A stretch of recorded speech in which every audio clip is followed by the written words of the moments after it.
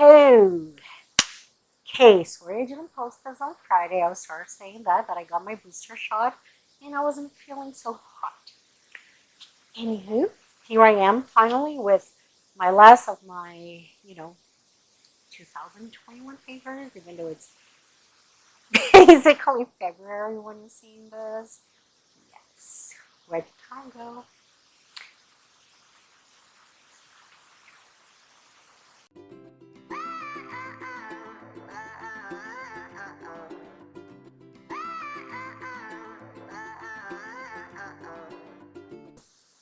Okay, I'll try to make this short and sweet.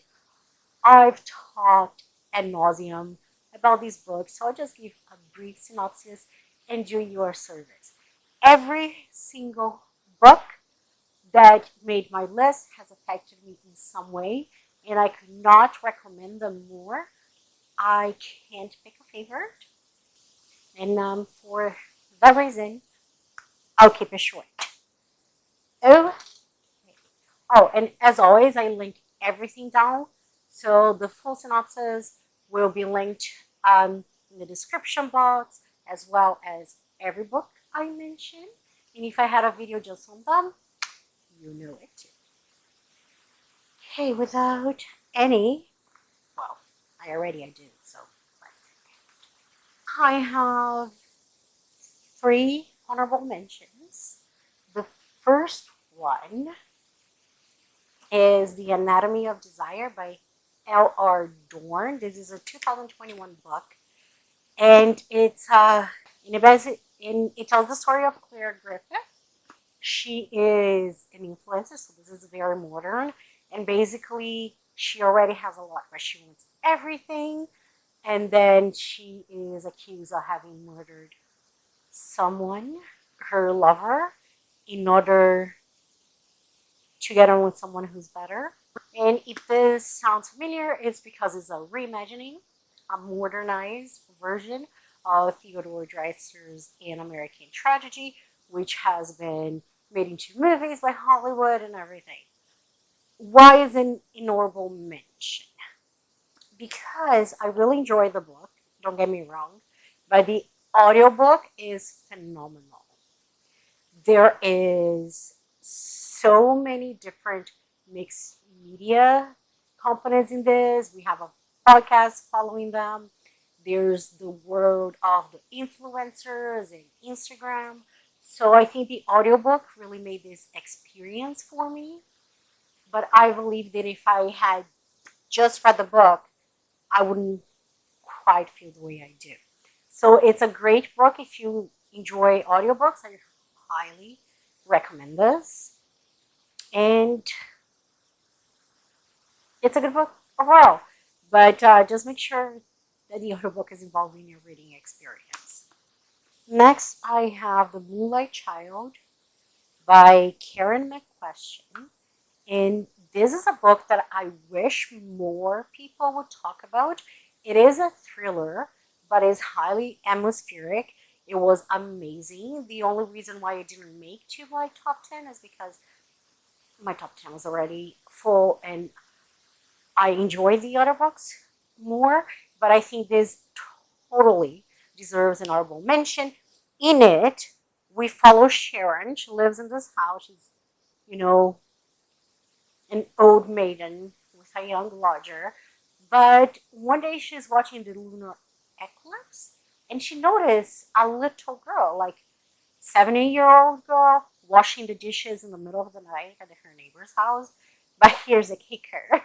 The neighbors do not have a daughter. So she's pretty sure there's something dodgy going on, to the point that she starts to get concerned. One day she thinks she sees the girl when she knocks on the door, but the family denies having a girl there. She calls social services and there is not much that they can do. And we go from there. That was a beautiful, character-driven, atmospheric thriller. I highly recommend it. The next one I have is The Hawthorne School by Sylvie Perry. In it, we follow a single mom, who is moving on with her life, takes a gamble, leaves everything behind, moves to a big city with her boy, and is really struggling to make ends meet. Her son is hinted that might have some behavior issues, and he falls through the cracks of the regular public school system, and she really wants to be able to afford to send him to the Hawthorne school because one of her neighbors just sent her daughter and says that everything in life. It has some of the most child-led, up-to-date research and programs. Is a little bit constructivist, a little bit of Reggio Emilia, and a lot of forest school. You might know what this is, but that's top notch. Basically, they put the child first. Can she afford it? No. But the school decides to open an exception. Her child can come in, and in exchange, she can volunteer, do things in there. Before she knows it, she's into her head and she suspects there's culty things going on, and we go from there. I really enjoy reading that. I enjoyed the way that the philosophy of the school was explained. As an educator, that made sense. And I agree that it is what's best for the children. But the way they went about it was like, whoa, buddy. I also love how the psychology of cults and the psychology of each character was so well developed. You can really see a reasoning and a realness behind the actions of everyone and everything. So that's my honorable mention. Now, for my backlist, let's do this. I have Confessions of the 745 by Lisa Unger. I read the book. It was really, really interesting. I really like the narrative and the way the story goes. Basically, we have two women that meet at the train. One of them is really not happy with her husband at all, and she just pours her heart into this woman. And the other woman says, "Oh, you know what? I also made mistakes. I've, had an affair with my boss, and he was married." So they exchange life stories. Do they promise to help each other? No, it's not that much strangers on a train. But after the chance encounter, our protagonist finds this nanny, and she's really, really good. She's actually everything she wanted to be. She feels like her life is on track. This nanny is her when she's not home, her stay-at husband, and she feels that now that she can trust this nanny, she can force her, usurper of a stay-at-home dad to actually go out and do things. I'll just leave it as here because we have two different perspectives and you don't really know who is who. And then when the stories intertwine, I was in for the ride and I really had a lot of fun. Next on my backlist, I have, which is quite possibly one of the best books I have ever read, Behind Closed Doors by B.A. Paris. I have a review on it, and I don't want to say too much, but this is one that I constantly think about. Especially Millie, one of the characters. I think about her with fondness. And B.A. Paris made me care so much for the characters, and it was a crazy ride. So I was entertained. Check. I've got my fill of amazing fleshed out characters. Check. Was it easy to read? Amazing. Boom, boom, boom, boom, boom. Done. So, Behind Closed Doors by B.A. Paris. I do have a copy, but one of my best friends currently has it. Spoiler alert, she read it, she loved it, she blames me for giving her the thrillers, but what can I say? Next, I think I just brought it down. A book I read in January, I believe, The Butterfly Garden by Dot Hutchison. This is book number 1 of the Collector series. There's 4 books. So far I read this one and the second. The second one didn't make a huge impact. as much as this did, but I think it's because this book is everything. It has one of the grossest, evilest serial killers. He turned my stomach, but the narrative and the prose was just so poetic, and it has one of the most memorable, unreliable characters. And you guys know I'm horrible with names. Maya. Maya was a pleasure to follow. I also have a review for this, but basically we follow Maya as she managed to escape this compound where the collector does exactly that. He collects runaway girls, he brands them as butterflies, and he uses them until he can use them no more. And I don't want to spoil too much into the book, but what he does to these girls is just no. Just no. This is a great dark thriller. Next, I have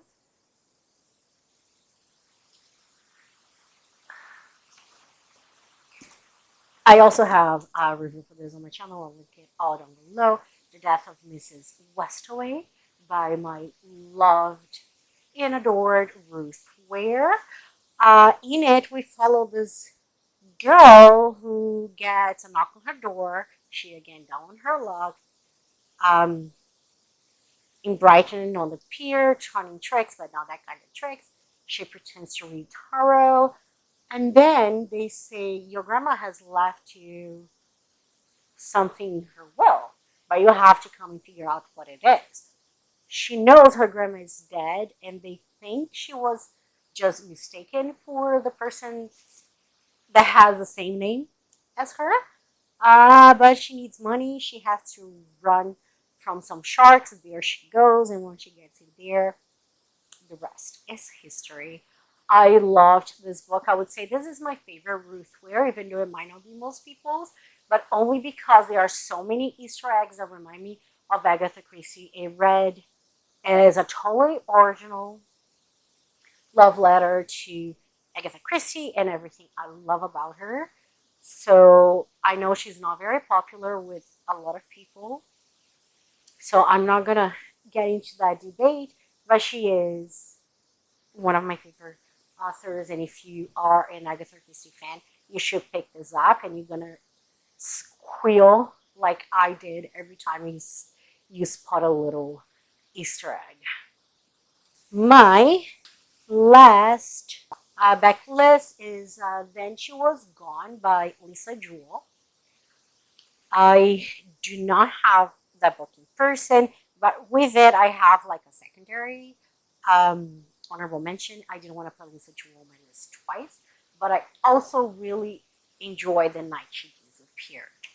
So I'll start with this and go to the other one. The Night She Disappeared is a 2021 book, and we follow a girl who's a very responsible mom, goes to a party one night, never comes home, and her mom is going crazy, trying to figure out what happened to her daughter. Case goes cold. A year later, a couple moves to the townish because the guy gets a job as a teacher at this private academy. His girlfriend one day is walking around and sees on a tree a sign that says, dig here. And let's say the case is not so cold anymore. So this is the night she disappeared. I cry like a freaking baby reading parts of this book. Lisa Jewell makes characters, and she pulls at your heartstrings like no one. And I think for that reason, Then She Was Gone was one of my favorite books of 2021, only because the mystery itself, I called it from the beginning. I heard it from many people, but it is not the reason why you it's not the reason why I kept reading the book. It's because we follow this woman, and she had a daughter that disappeared when she was 8. One day she's walking around and she sees the spitting image of her daughter. and without having the intention to, she ends up involved with that girl's dad, and then everything surfaces back from when her daughter disappeared. This woman has a broken relationship with her surviving children. She's down on her luck. She's looking for love, and she never got over grieving for her child, especially because she never got any answers. So I think just following her POV, you could feel like her grieving, her desperation, her pain. That was a book that I really enjoyed reading. Okay, guys, I'm doing my best. Let's get. I am in 2021 now. Okay, and I do have 10 books. I will start. Where should I start? Okay. So let's do The Good Sister. I just discovered Sally Hepworth this year. This is a book she has released this year. We follow two sisters. One seems to be neither diverse, but this is not spelled out. And then we have this other sister that seems to be her carer. They didn't have the best of moms, so Rose started taking care of Fern. Fern feels this obligation towards her. Rose coddles her quite a lot, but Fern wants to, you know, be herself. So she finds a job, she moves out, she goes into an apartment. And then she hears from her sister that she's really struggling. She wants to get pregnant so much, and then she can't. And then Fern decides to get pregnant so she can give the baby to her sister. And then as it follows, we go through the relationship with them, and we have glimpses of the past, the POV of both of them. Their stories do not match. You don't know what's going on. If one of them isn't reliable, the two of them are only unreliable. It was a really great book, and I loved Fern's POV and the fact that both of them remember things differently, and you believe both of them until it gets to the end. And then when one of them starts going off the rail, the anger I felt, I just wanted to. This was a great, memorable book, and I'll definitely be reading more by Sally Hepworth. Next, I have The Maidens by Alex Michaelides. I know this is one of those that people either like or don't like. I loved it. When I read thrillers, I don't expect them to be literally. I don't expect them to pull the wool over my eyes. I do not expect them to not be campy even. But The Maidens I read twice back to back. I finished reading it when I was recovering from my surgery, and then I got an art for the audiobook and I listened to it from the beginning. I really enjoyed it. We follow a very neurotic woman. Some people, I think the end of the book makes or breaks it. Because I don't take thrillers seriously, I was not happy.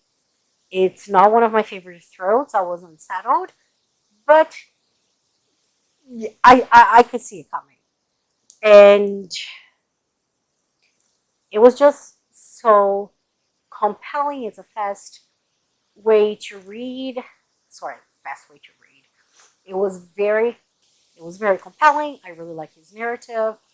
We follow a psychologist, Mariana, and she's summoned by her niece, who she's basically raising, to go help her because she believes one of her sisters was murdered. And this professor is responsible. Nobody believes Mariana. The cops think he's innocent, but she really wants to get him before he gets his niece. And that's basically the premise of the book. I really enjoyed it. Sorry if you didn't. Next, I have another one that is one of those cluster F books for your own good by Samantha Downing. Holy.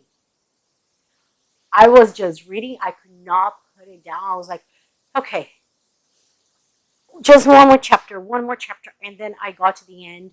We follow this devious teacher who lives for the academy he was for, has very little morals, and he does what he needs to do to make sure that the school's reputation remains. And one of the students is out to get him. I really enjoyed this book. I think it was the first, reading a sitting book that I've had in a while by the time I read this in August, I think.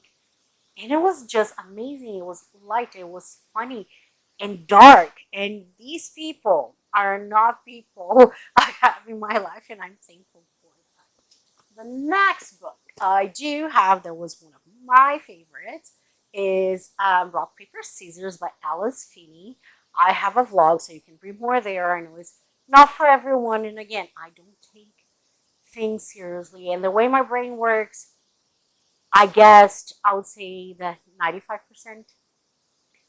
of the twist, and I was hoping that's what it was, and it was. And one thing I love about Feeney is the way she weaves the solution in your face from the beginning.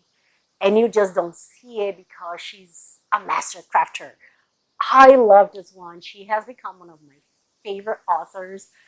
I don't know. She writes a book, sign me up, auto buy.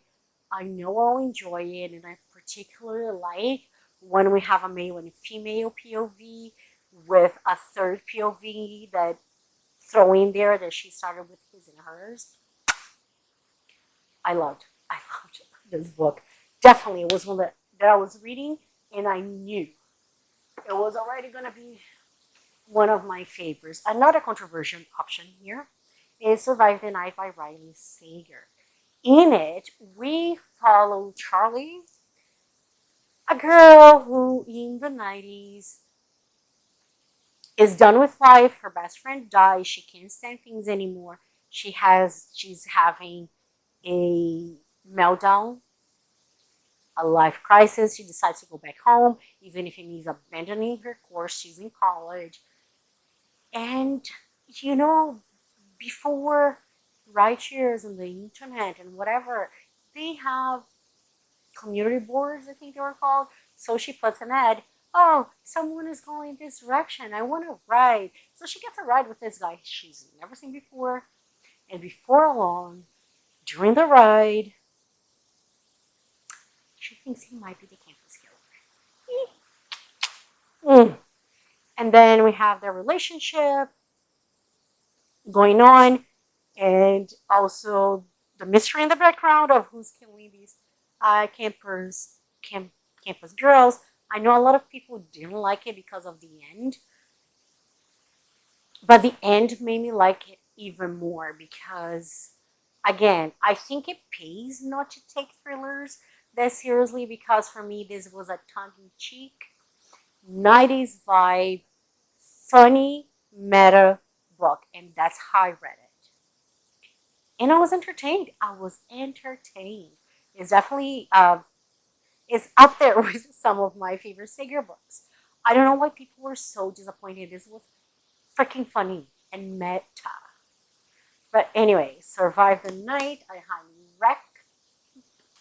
Ooh, nice, almost done.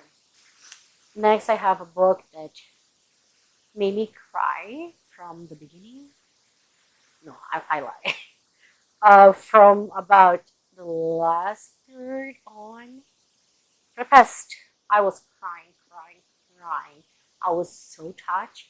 This is a book told as a letter to her husband, Blythe.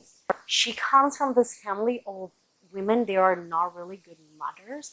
She doesn't want to have kids because she's afraid to perpetuate the cycle. And then she has a daughter. She thinks this is it. I'm going to love this being. And then she doesn't.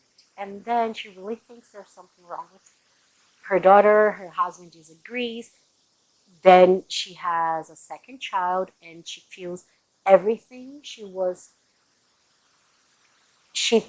feels everything she thought she should have felt with her first one, and she doesn't understand. She's struggling as a mom. How can I love one and feel this way about the other? Am I crazy, or is it really something wrong with the girl? Nobody believes her. It cost her marriage. And in this letter, she's just explaining everything to her husband while thinking about her past and her feelings and reflecting on it. It's a letter for herself too. It is beautiful. It is very psychological. I really enjoyed it, and it really grabs you like it does this to your heart. Ugh. And it makes you think about life and your concept of a child. Can a child be evil? I don't know. Is it nature or nurture? What would you do if that was your child? I think as a mother, it really affected me, and the reflection that came after that. Mm, actually, your dream is going places. And she has another book coming this year. Well, not coming this year. I think it will come January next year. But she's writing another book, so I'm so excited. This was a debut, by the way. Debut, did something. Almost done. Guys, I hope I'm going fast. 3 more books. Boom. You are a champ. Thanks for being here. If you were a reader in 2021, you've heard about this book. Feeling Donovan is killing it by El Cosimano. This was such a fun read. It's it's compelling and funny. Feeling Donovan is someone whose life is upside down. She has no grasp on her life. Her cheating husband left her house and is living with a girl that he cheated on her with. She has no money. He's not making things easier. She's about to lose her nanny. And her agent is really putting like the screws to her and saying, girl, I need that book you promised. Publishers are not happy.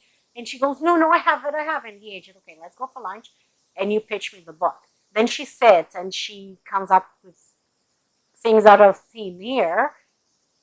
And someone nearby doesn't understand that she's actually pitching the plot for the book. And she thinks she's a killer for hire. And she hires Feline.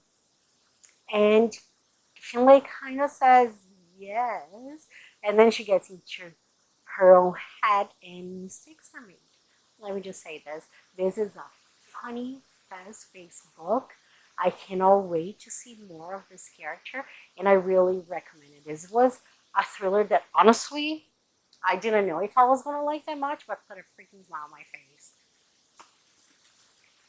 Next, I have A Unpopular Opinion, Every Last Fear by Alex Finlay. I read this book. I can't go much into spoilers. I understand that a lot of people do not like it because it might have some sort of harmful rep for Mexicans and, the safety of tourists in Mexico. I thought that it was very pertinent to the plot, and I might have missed something because I can't say it without spoiling it. So just you can avoid this book because of this is my warning. So we have this family. One of the boys, Danny, is accused of murdering his girlfriend. He's in jail. The family really believes he's innocent. And there's a Netflix show that wants to document his life, and they also believe he's innocent. So what happens is it brought notoriety to the family, and it made things worse, especially for the youngest boy who's now in university. He's trying to get away from it, but he can't because everybody knows their family name. So he just completely distanced himself. Then we have a younger brother, a teenage sister, parents, mom and dad, and especially the teenage daughter and the dad. They do not give up on Danny. They want to find out the truth, and there's this lead that they're pursuing, but they also know that, they have to cherish the family they have, so they go on a spring break vacation. The youngest boy, Michael, Matt, is supposed to go with them, but the university calendar doesn't coincide, so he doesn't. On that trip, the whole family dies. Okay, it's passed off as an accident, but is it? And then we go from there. We follow so many POVs on this one. There's the mixed media element. We follow the FBI. We follow the dead. There are parts of the mom of Danny, of Matt, and the sister.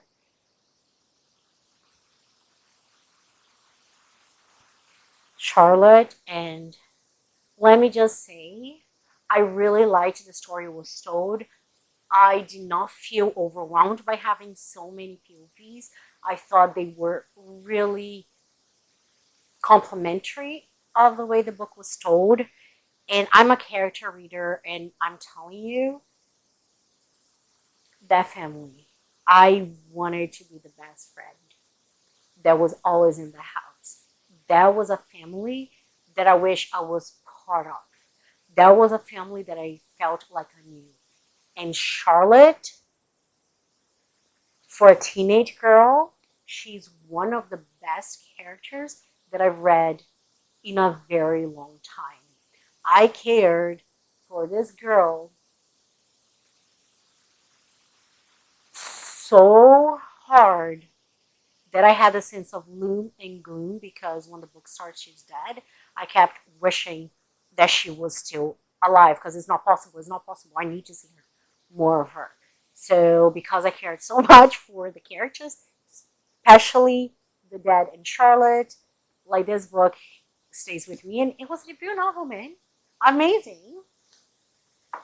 And last but not least, I have a book that I read in December. I did not think it would make to this list, but I have False Witness by Karen Slaughter. I had only read one book from her before, Pretty Girls, and it's dark and hard, and this one is as well. But I came to realize that I am becoming a fan. The way she tells the story is so well plotted, everything makes sense. She reveals things organically, and all her books are freaking tomes. But I read them in as few settings as I can, because you cannot put them down. You just in her universe. She creates it for you. There's a vortex when you open the page or something. There you are. And in it, we follow two sisters, two strange sisters. They share a very traumatic past. Okay? Now, in the present, one of them, Lee, is a lawyer, and she wants to move up in life, blah, blah, blah. And then there's this case of a guy who's accused of raping and brutally savaging a girl. And her boss comes to her and says, I know you're the bottom feeder of our company, agency, or whatever you call it, firm. And this guy wants you to represent him, though. I don't know how he's heard of you, but here's the deal. You take the case, you acquit him, you on a fast track to be, a senior partner. She goes, okay, fine. I mean, do I want to defend a rapist? I have a young daughter, no. But, let's see what's up. Then, when she sits on her first interview with him, she realizes that she knows who he is. And he brings to the surface a lot of the things that she tried to run away from, including the need to now look for her strange sister. And then we see the relationship of them and this guy with them. It's a web.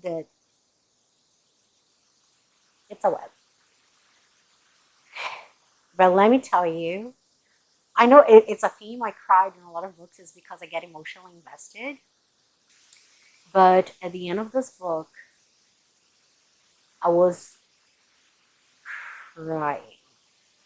crying because of how much I cared for the sisters. And again, any book that makes me care that much for characters as if they're real people, it's going to make my list. I'm sorry. I mean, amazing, right? I highly recommend it, especially if you can stomach. And I'll say it for all of these just because, but especially with any Karen Slaughter, please, please check content warnings. Okay? I wish I didn't like her writing because they are heavy, but her characters are amazing. Her plot is amazing. And what can I say? I'm going on a Karen Slaughter kick now. I want to read everything she has written so far. I've only read standalone, so I heard great things about Will Trent, her series, so I want to meet him too.